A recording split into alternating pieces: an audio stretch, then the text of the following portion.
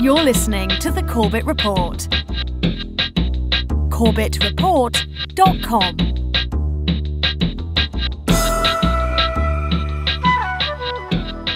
That's how we're able to bring you speakers like James Corbett, the awesome James Corbett, who has illuminated so many minds around the world.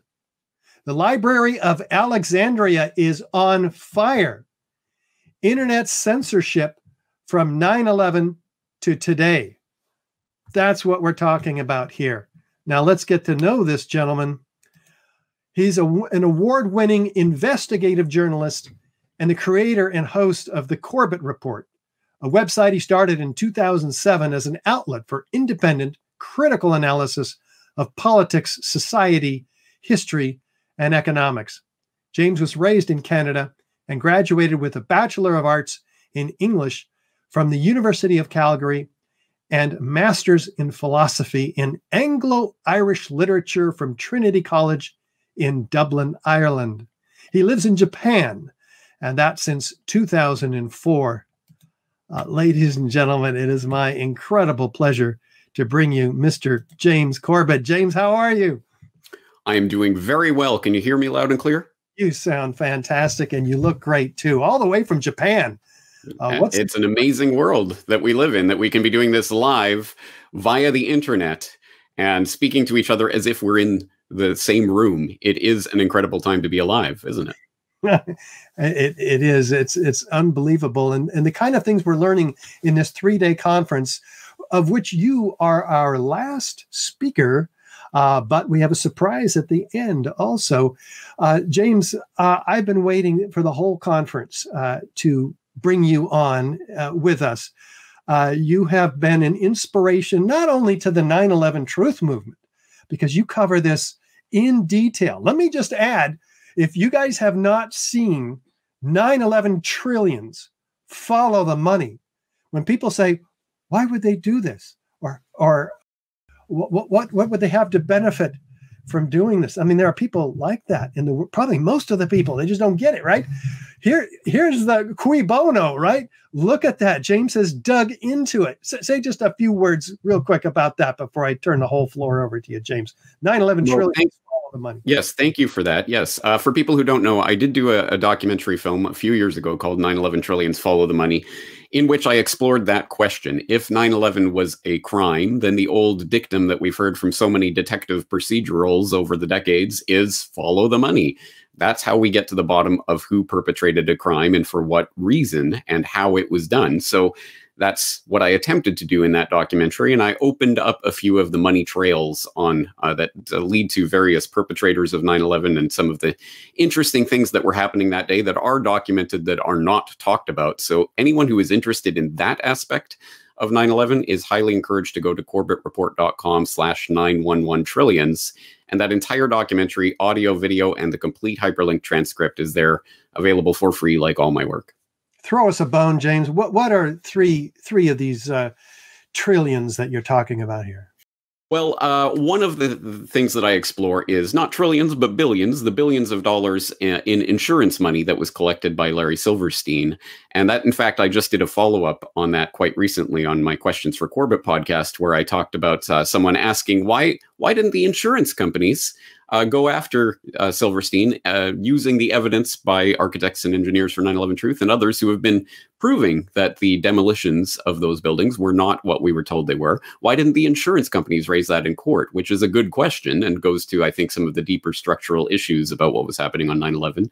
I looked at the inside trading, the foreknowledge of the attacks that has been multiply proven by different peer-reviewed studies over the years in various journals, economics journals, proving that there was foreknowledge of the attacks that were being used on put options and future securities trading in the days and weeks and months leading up to 9/11. And I look at, perhaps most importantly, the announcement the day before 9/11 on 9/10/2001, the announcement from the Pentagon, Donald Rumsfeld saying, yes, we can't account for $2.3 trillion of funds that are missing from our accounts. We can't quite track out what's happened to them, but we're going to declare a war on bureaucracy. And that was the day before 9/11. So again, I think there's a lot of very interesting information to dig up there. I did at least start that in my 9/11 Trillions documentary. I hope people will go there and use it as a resource to find out more information about those I think, very important aspects of what was happening that day. Beautiful. I've got more questions for you, brother, but I'm going to let you have the floor so that you can let us know all about this censorship issue. We're here to learn, and let me just tell you in advance, we're looking for solutions. As are we all. Well, thank you, Richard, for having me here. Thank you to the architects and engineers from 9/11 Truth for hosting this Justice Rising conference. It's obviously one of the most important things we can be talking about right now is achieving justice for what has happened in the past couple of decades, let alone however many years before that, but certainly what's been unfolding over the past couple of decades. And I am here to talk today about the Library of Alexandria is on fire. And I'm going to go out on a limb. I'm going to guess that pretty much everyone in the audience and pretty much everyone in the general public has heard something of the story of the Library of Alexandria that goes something like, yeah, there was a great library at some place called Alexandria, and it had all sorts of ancient texts, and it burnt down somehow, and they were all lost. I think that's the general understanding of that story. And some people in the audience may even have a few more of the details that they can fill in there. That Alexandria, of course, in Egypt, and the ruler of Egypt under Alexander the Great's empire, Ptolemy, founded this library, and it housed hundreds of thousands of scrolls, and it was burnt down in a fire in 48 BC during the siege of Alexandria during the Roman Civil War by Caesar's troops, something along those lines. Again, I think there is a general popular understanding of this story in broad outline. The only problem being, like most stories in his story, this story too is most likely false, at least in its key details. For people who are interested in what scholars these days tend to believe about the Library of Alexandria, well, yes, there was a library at Alexandria in Egypt, and it was famed, even in the ancient world, it was famed for housing so many different books, scrolls at that time, and different topics. And it was founded in around 2,300 years ago, maybe by Ptolemy, maybe by his son, maybe by someone called Demetrius of Phalerum. It was not just a library. It was actually an entire research institution called the Museon that included laboratories, it included teaching, it included, it was a whole research institution with researchers from around the ancient world.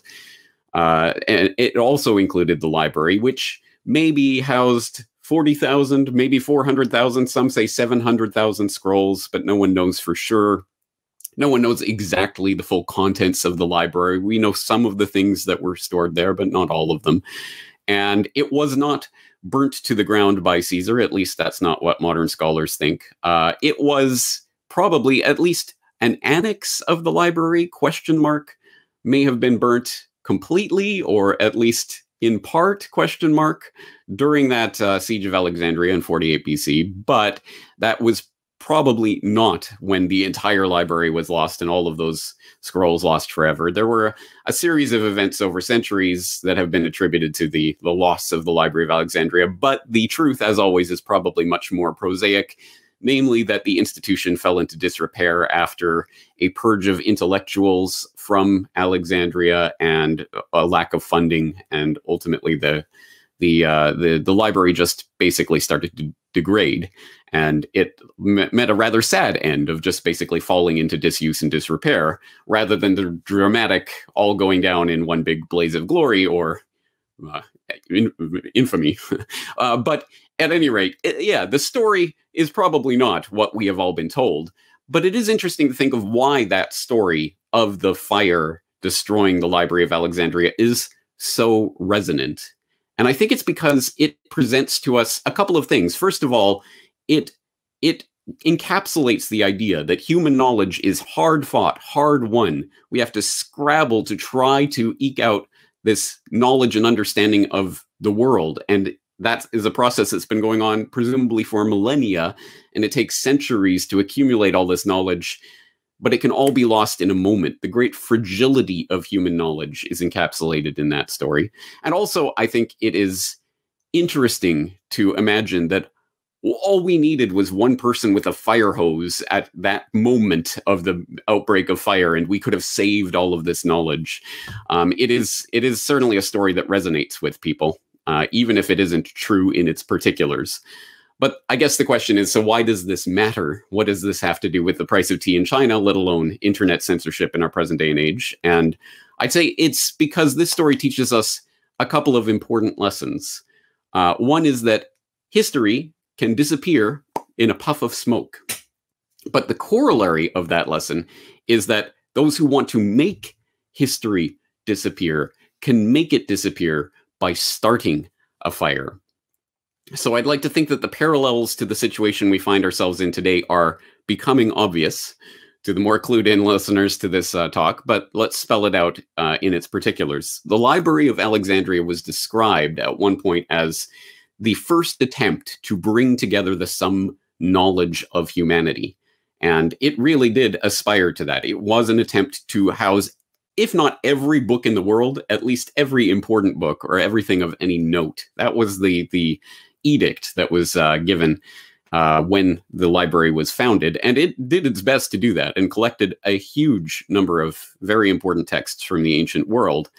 But if that remit sounds familiar, you may be thinking of Google's mission statement, which, for those not in the know, Google's mission statement is, quote, to organize the world's information and make it universally accessible and useful, which sounds pretty grandiose. As unbelievably large a task as that must have been 2,300 years ago, it is orders of magnitude more daunting of a task in this day and age, where we have orders of magnitude more information, if not necessarily wisdom, that has accrued over those 2,300 years, and more being added by the day. In fact, a mind-boggling amount of information being added every day to the sum knowledge of humanity.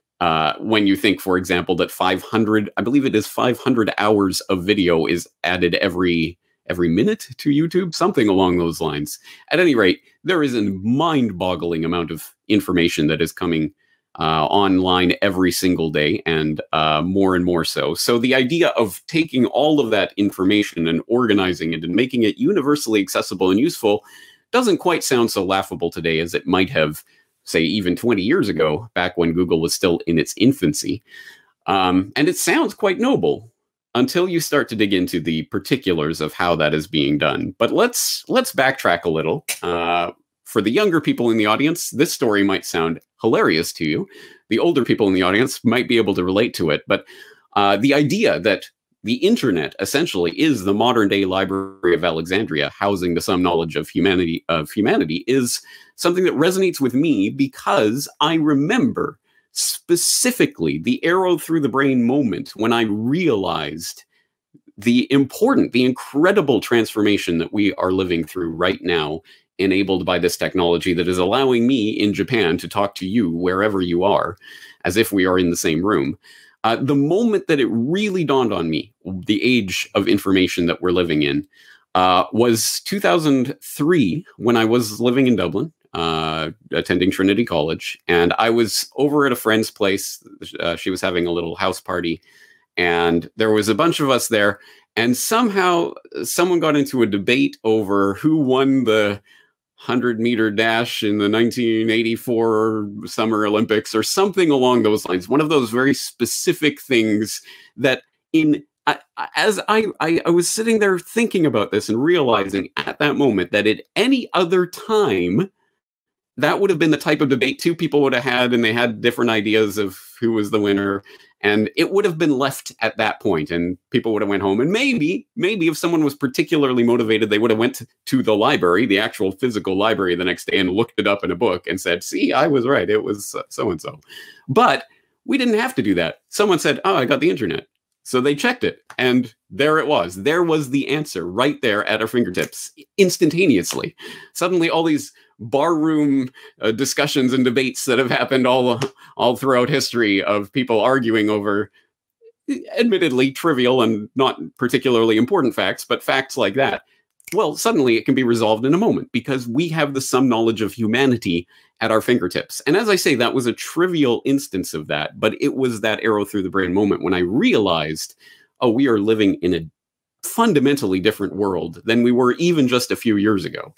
And although that was a trivial example, a few years later, it became much more important, specifically in 2006, when I was first being introduced to the wonders of YouTube and Google Video. Do you remember that? And archive.org and other places like this. I was really starting to explore the internet as it was coalescing in that time period about a decade and a half ago. And lo and behold, I kept getting recommended videos on the sidebar of YouTube at that time as I was trying to watch The Daily Show or The Colbert Report or other very mainstream types of information about news and politics. I kept getting these recommended videos about 9/11 and 9/11 conspiracies, 9/11 truth. And my initial reaction was to poo-poo them, laugh at them. And I would occasionally click on them just to satisfy my penchant for laughing at these types of, oh, this is silly. I mean, I know that there are conspiracies and things happen, but not 9/11. So I would occasionally click on these videos, and often enough, I would be vindicated in my belief that they were not particularly well put together, researched pieces of information. At that time, there was a lot of nonsense about flying orbs brought down the Twin Towers. See, look at this video of this flying orb and things like this, which was on its face ridiculous. But occasionally I would click on such a video and there would be an intriguing detail in there that I had never heard of, but that was inherently falsifiable. It could either be proven or falsified. It was a statement of fact. So, for example, when I came across information about Operation Northwoods, what is that? I've never heard of that. What is that? I didn't, again, like in 2003, arguing about who won the Summer Olympic Games, whatever, 20 years ago, I didn't have to speculate about it. I could go and look for it. So I did. And I found the actual Operation Northwoods document. I could bring it up and read it for myself and go, the Joint Chiefs of Staff really was proposing committing terror attacks, staging false flag terrorist attacks in the United States and elsewhere to blame on their political enemies in order to gin up the public's penchant for war. Well, that's an interesting piece of history that I didn't learn in school. And it was pieces of information like that. I wouldn't say Operation Northwoods was the thing that set the ball rolling, but it was one of the things that I was learning and seeing for myself. I was able to look it up because of this free flow of information on the internet. The Library of Alexandria was open for business, so to speak. But as you might have noticed over the last several years. In fact, I would say if you are in the 9/11 Truth research space online, you will have noticed over the last several years, yes, it is becoming more and more difficult to access this information. And as I say, that resonates particularly, I think, for 9/11 Truth researchers. I'm sure it is something that we have all encountered in our travels around the modern day Library of Alexandria, the types of error messages. This video has been deleted because the YouTube user account associated with this video has been terminated. Something along those lines. We've all seen those types of messages, and unfortunately, with increasing frequency in recent years. And that is something that is essentially the modern day equivalent of book burning. The actual material, the knowledge that is being collected in this library, some of it is being deliberately and carefully chosen for deletion, for burning. And that should concern us all, I think, for reasons that are self-evident. Let's just take an example, and one that sticks out in my mind because it's fairly recent, and it involves someone that I know personally, Dan Dix of pressfortruth.ca. Had his entire YouTube channel scrubbed, 35 million views, over 200,000 subscribers, gone at the flip of a switch because reasons. Google doesn't even give reasons per se. They just say that it violated community guidelines in some abstract way, and the channel is gone. A channel that included, amongst many, many other things, however many thousands of daily video vlog type materials, as well as feature-length documentaries like 9/11 Decade of Deception, which was the document of the Toronto hearings on 9/11 Truth. Obviously took place in Toronto on the 10th anniversary of 9/11 in 2011. Again, gone. Now, there are, thankfully, other copies of that, and you can still find those hearings online, but that is a pretty interesting example of a particular piece of 9/11 information, an important historical document that had almost 2 million views at the time that it was deleted, gone at the flip of a switch. And that is a warning, I think, to all of us working in this space, that yes, books can be burnt in this digital Library of Alexandria. In fact, they are being burnt. And that raises the stakes of what is happening right now by orders of magnitude. But as concerning as that is, I have to warn you, there's more than one way to burn a book in this library. In fact, you don't even have to burn the book itself in order to essentially make that library unusable. Because as I pointed out in a podcast that I did several years ago on film literature in the New World Order, where I talked about the Library of Babel, talking about this idea of an infinite library in which every single combination of letters, characters, were printed in this incredibly infinite, essentially, series of books. And people would wander through this almost infinite library for their entire lives, and they would be delighted to find one sentence that actually made sense amongst all this gibberish of characters in one of these books.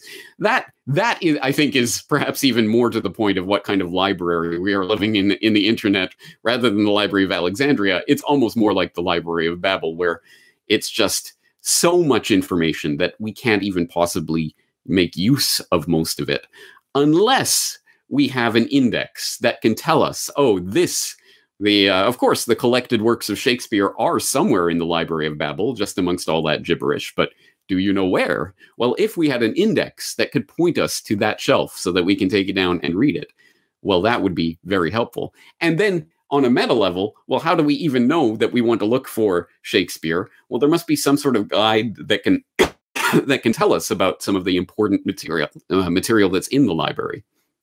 And so that guide would also be a handy thing to have for the library. Well, of course, you don't have to burn the books themselves. If they're hidden amongst this unimaginably vast library, you can burn the index cards that lead you to the important books. And that is being done too. Again, I can speak to this from a very personal example. In 2014, I released a feature-length documentary called Century of Enslavement, The History of the Federal Reserve, talking about the Federal Reserve and the way money is created in the United States Federal Reserve System. And it was, at one point, the first search result on YouTube. When in the YouTube search, you typed in Federal Reserve, that would literally be the first thing that came up, was my documentary. But to the horror of MSNBC host Chris Hayes, that was the case. And he tweeted out, a couple of years ago now, he tweeted out, imagine if you were a high school student assigned to do a project on the Federal Reserve and you typed Federal Reserve into YouTube and you got this. And he showed a screenshot of my documentary. And he basically lambasted the toxic algorithm at YouTube for leading people to this information. Well, you can imagine, and it was not very surprising, the very next day, when you typed Federal Reserve into the YouTube search bar, you did not get Century of Enslavement on the first result. You didn't get it in the top 10. You didn't get it in the top 100. It was gone completely, replaced by Federal Reserve's YouTube channel, CNN, MSNBC. Of course, all the corporate controlled media and the official sources became prioritized. And now we know, it was revealed several months later by Google insider Zach Voorhees, that wasn't by accident. It was because the search term Federal Reserve was put on a special internal YouTube search blacklist, that it was carefully controlled and curated. Those results would only show you these types of things from these approved channels. As you might imagine, 9/11 information is certainly absolutely being treated in the same way. Again, as anyone who uses these types of platforms will have noticed in the last several years, at one time you could search 9/11 Truth and you would find a lot of 9/11 Truth information and documentaries. Now you find you search 9/11 Truth and you find more official types of information about 9/11. You find debunkings of 9/11 truth, but finding actual 9/11 truth is becoming more and more difficult. Essentially, they are burning the index cards that will help us find the information in this Library of Babel. Maybe if you happen to know the actual URL for that particular documentary that you're looking for, V6XBMT2, whatever, then you can find that particular video. But I'm going to venture to guess no one is making note of the particular URL and trying to memorize that. That would be ridiculous. No, you need the search engine in order to find this information. And on a more meta level, you need to even know that there is information out there that you are not being shown. For example, when you type in Federal Reserve and you get Century of Enslavement as the top or one of the top search results, there it is. There you can find alternative information about the Federal Reserve. But if you are that hypothetical high school student who is just typing information, I just want to find out about Federal Reserve, I just want to find out about 9/11, and you just type that as a search term, and all you are presented with is officially approved information from corporate media and government sources, then how will you even know that there are other things out there that you should be searching for? So it presents a very deep problem. And it gets even worse, because another way that you can essentially burn, if not burn books in the library, you can at least arrange the library so that it is more and more difficult to access this information. Another way that is done is by changing the idea of what is recommended to you when you are looking for information on any subject or on a particular subject. So one example of this that I often go back to is, again, back in 2006, when I was first starting to look into this information. I vividly remember looking at, say, Google Video, which was a thing at that time, where a lot of documentaries were hosted, because at that time, YouTube uploads were limited to 10 minutes. Google Video offered longer form videos, like an hour, hour and a half, 2 hours. I remember watching a number of documentaries that way. And I also remember at that time, Google Video had a daily top 10 videos in which they displayed the most accessed videos. And every single day, I vividly remember, around the time of the 5th anniversary of 9/11, I remember every single day there was some loose change or some or multiple truth-related documentaries that were in that top 10 list every single day. And then I noticed when that suddenly went to, all of a sudden, it was nothing but fart jokes and utter trivial nonsense being in that top 10. It was changed from a top 10 to a trending or hot videos. And then they got rid of the top 10 altogether.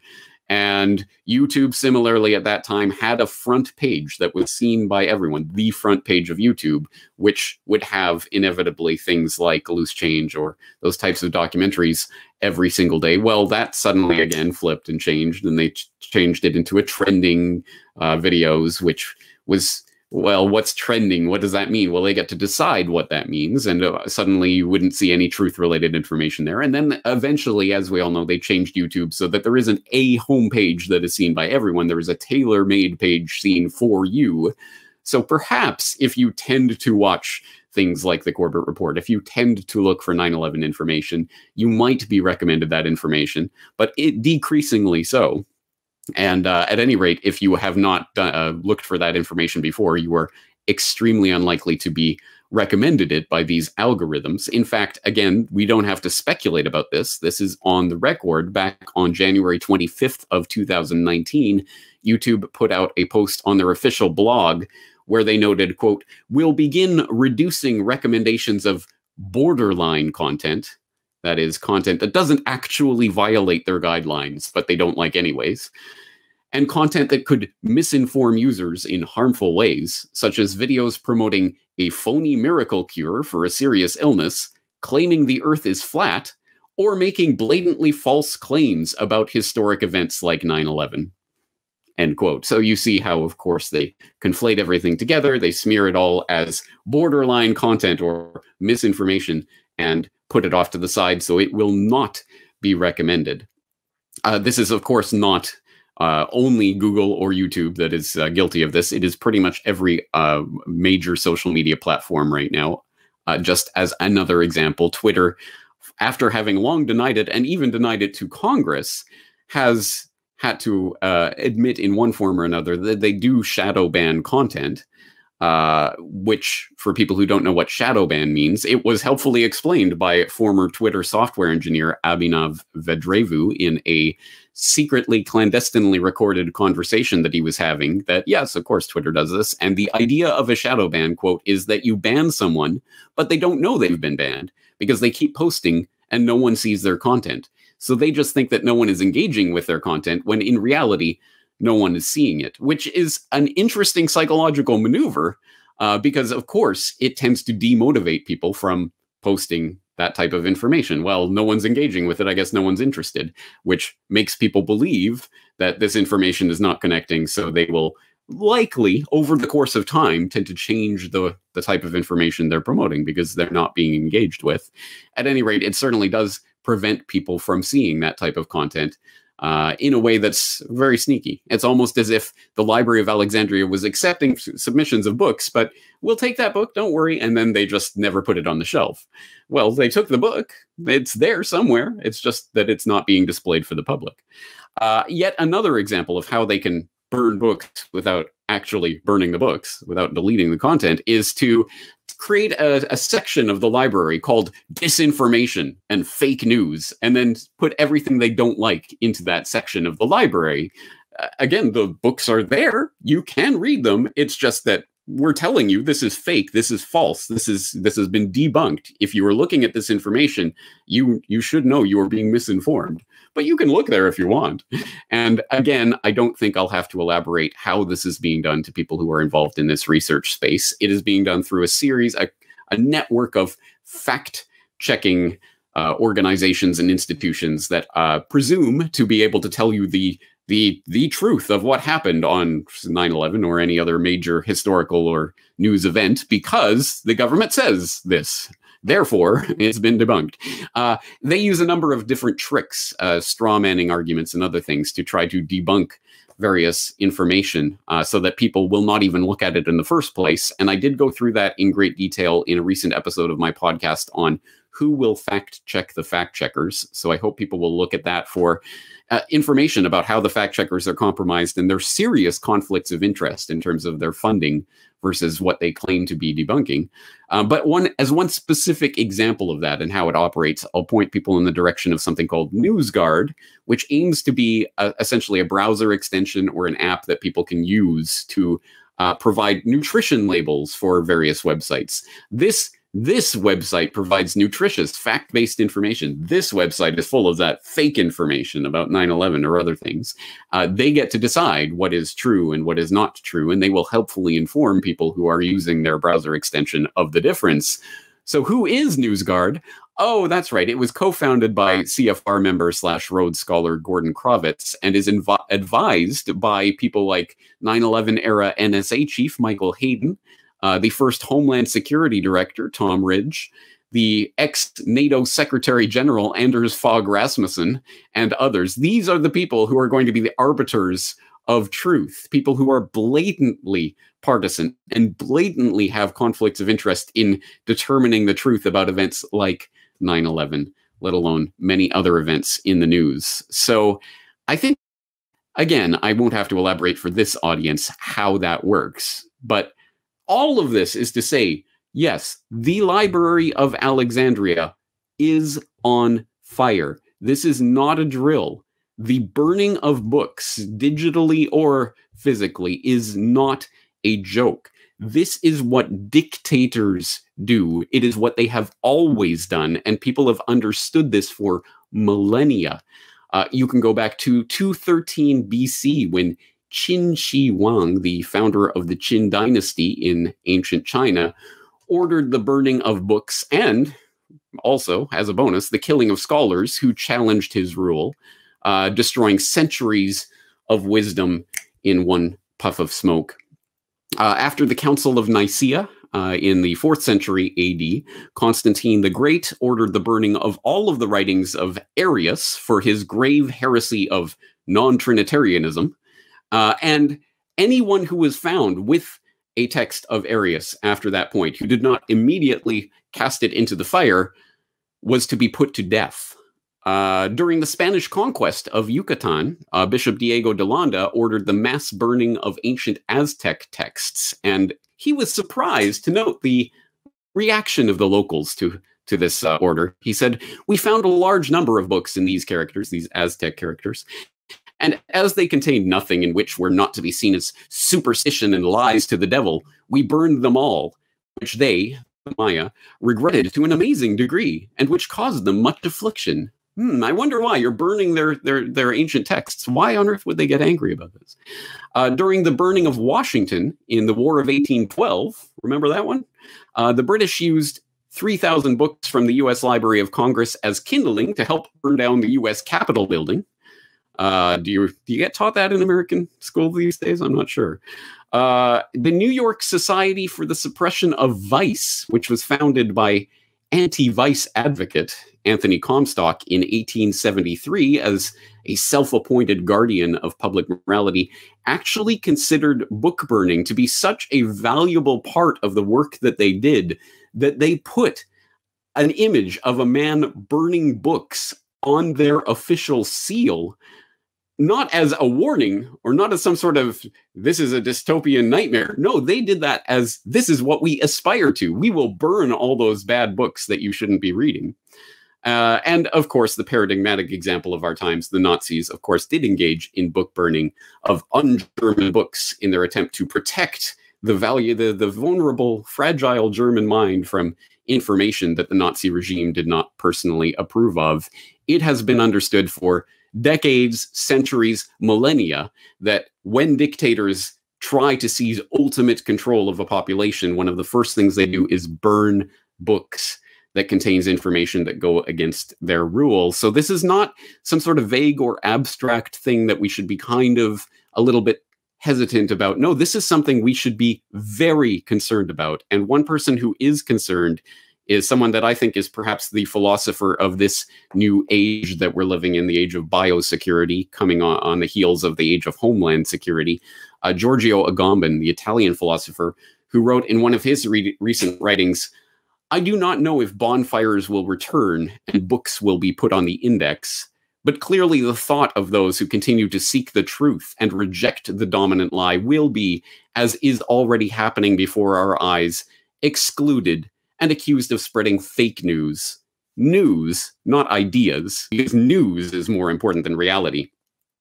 As in all moments of emergency, real or simulated, we see once again the ignorant slander philosophers and scoundrels seeking to profit from the disasters that they themselves have provoked. All this has already happened and will continue to happen, but those who testify to the truth will not stop doing so because no one can bear witness for the witness." And that is what we are doing. We are bearing witness to what is happening and attempting to leave a record in the Library of Alexandria of those things that are happening. So it is not surprising that the people who are perpetrating acts like 9/11 would want that information to be scrubbed from that library. And this is, again, a type of dystopia that has been warned about for a very long time. People might be thinking of this in a literary context. Fahrenheit 451 by Ray Bradbury. And I'm sure a lot of people are familiar with that book, but for those who are not, in Fahrenheit 451, Bradbury imagines a world in which books are banned and firemen are not people who rush into burning buildings to save them from the fire and to put out the fire. No, firemen are people who rush into burning buildings in order to, or who rush into buildings in order to burn books. If there are books found anywhere, these firemen are called to the scene, spray it with kerosene, and light the match to make sure those books are burnt. In fact, the official slogan of the firemen in Fahrenheit 451 is "burn them to ashes, then burn the ashes." And the protagonist of the story, who starts as just one of those firemen, says near the beginning of the story, "Kerosene is nothing but perfume to me." And Bradbury paints a very vivid picture of exactly why a dystopian nightmare dictatorial society of the future would want to burn books. For example, the fire captain in this story, Montag's boss, Fire Captain Beatty, says, "A book is a loaded gun in the house next door. Burn it. Take the shot from the weapon. Breach man's mind. Who knows who might be the target of the well-read man?" And he goes on later in the story to say, "What is fire? It's a mystery. Scientists give us gobbledygook about friction and molecules, but they don't really know.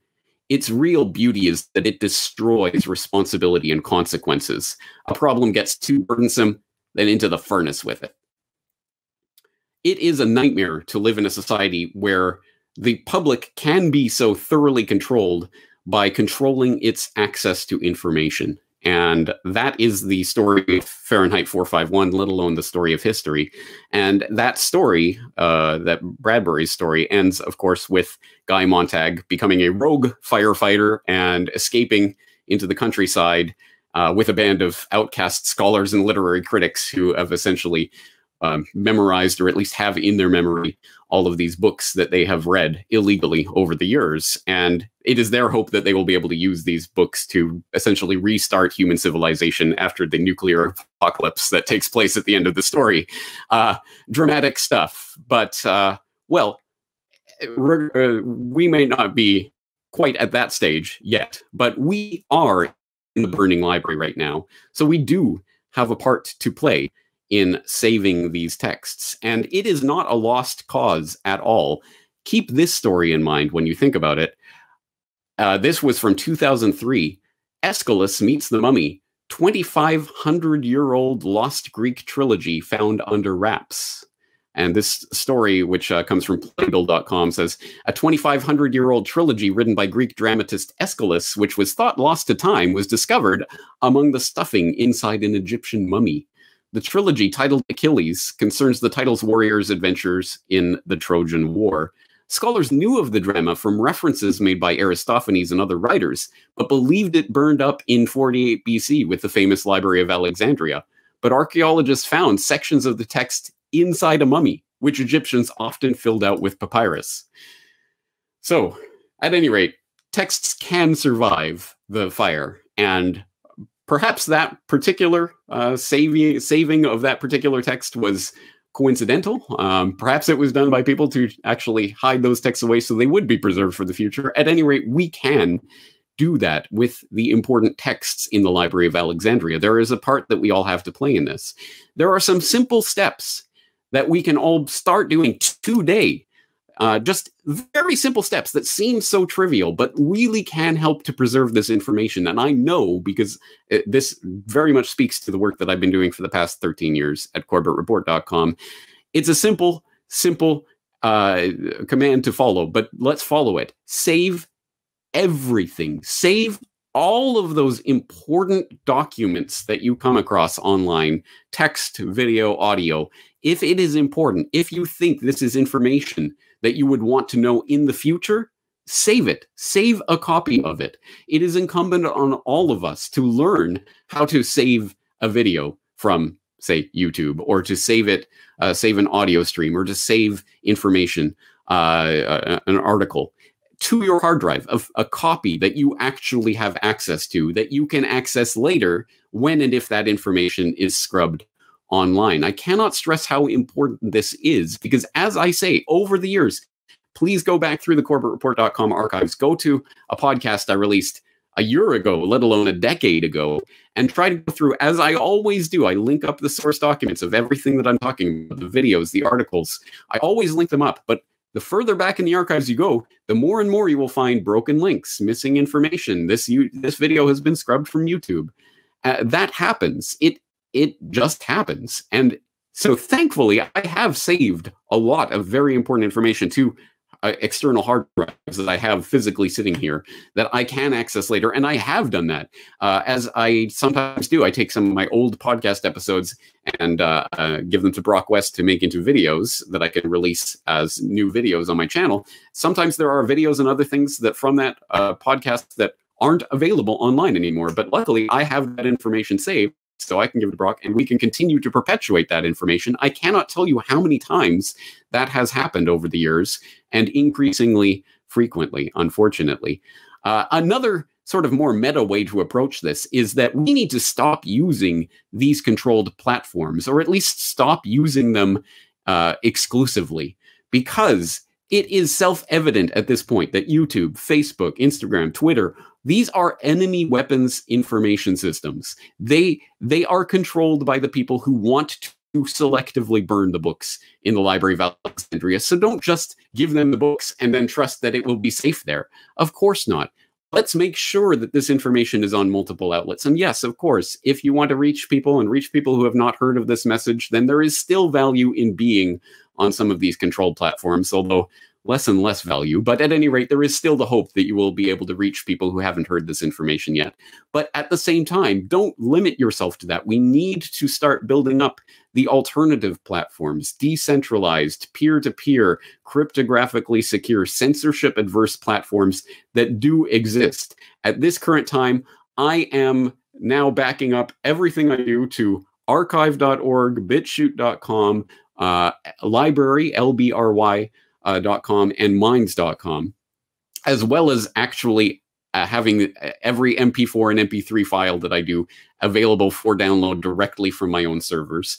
It's on multiple platforms. Don't ever think there's just one backup you need. You need every possible platform to be used. And hopefully we can counter that network effect. Oh, there's no point in going on another video sharing platform. There's no point in leaving Facebook. Everybody's there. Well, everybody was on MySpace a decade ago, but they're not anymore. So we can influence this. We do have a part to play in it. And on the meta level, I also want to throw out the warning that this technology itself is changing and is going to be deliberately changed in order to try to weed out our ability to save information. At least at this point, we have control over the devices we're using to some extent. We can refine search results and go to different platforms and try different things, and we can save information to our hard drive. But in the future, we will not be using desktop, laptop, even pad-like computers. Will be having hearables and wearables and this other Alexa-type devices where you don't get control over anything. You say, Alexa, tell me what happened on 9/11, and Alexa reads you the Wikipedia entry, and that's it. That's your sum total of ability to access this information in the Library of Alexandria. The access points to this library are being winnowed.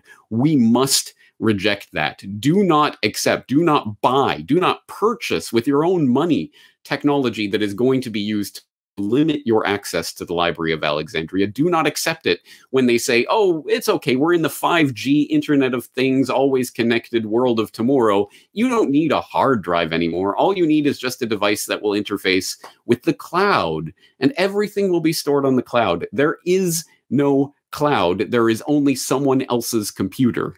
That is all the cloud is. So don't leave it up to someone else. Don't worry, they've got it saved somewhere, somehow. No, we must make sure that we retain that control. So do not aid the people who want to control access to the Library of Alexandria in that quest by purchasing these limited technologies that they are going to be rolling out. There's much more to say, but I just want to start with those very basic baby steps, which we can all start doing today. Save information. You may be the person who saves an important document for the future. You may be the equivalent of stuffing those plays of Aeschylus into the mummy that will be found by a future generation. Maybe not quite so dramatic, but at any rate, it is important. It is work that we can all be doing today. And I want to leave on this note. Think about the incredible irony, given what we've just talked about, that the heroes, the universally acknowledged and understood heroes of 9/11, that everyone, whether they believe the official story hook, line, and sinker or not, understands to be the heroes of 9/11, were the firefighters, the people who rushed into the burning buildings to save other people at the risk of their own lives, and for 343 of them, at the expense of their own lives, trying to save others that day. The firefighters, the ones who were held up as the heroes as long as it was politically convenient to do so anyway. And of course, get them onto the pile to dig up the gold from the WTZ vaults. But once that's found, get them off the pile and forget about them. They're just political props, as used by Mayor Giuliani and other politicians in a cynical ploy. And we've seen the way that their health effects have continued to plague them over the years, from the toxic dust that they were inhaling at the time that the EPA and Christine Todd Whitman told them was safe to breathe, because that's the way the empire treats its heroes as soon as they become politically inconvenient. But at any rate, the firefighters were brave heroes who did rush into burning buildings to save other people. And now here we are, 2 decades later, and we are now the firefighters. We are carrying on the legacy of those people who were rushing into the burning buildings to save others. We are trying to save information that could ultimately change the course of human civilization. So, I hereby deputize each and every one of you today. You are now a firefighter. The Library of Alexandria is on fire. Let's save it. Thank you for your time. The Corbett Report is brought to you by the Corbett Report subscriber, a weekly newsletter featuring James Corbett's International Forecaster editorial, recommended reading and viewing, discounts on Corbett Report DVDs, and once a month, a subscriber-only video. Sign up today to start receiving your copy at corbettreport.com/support.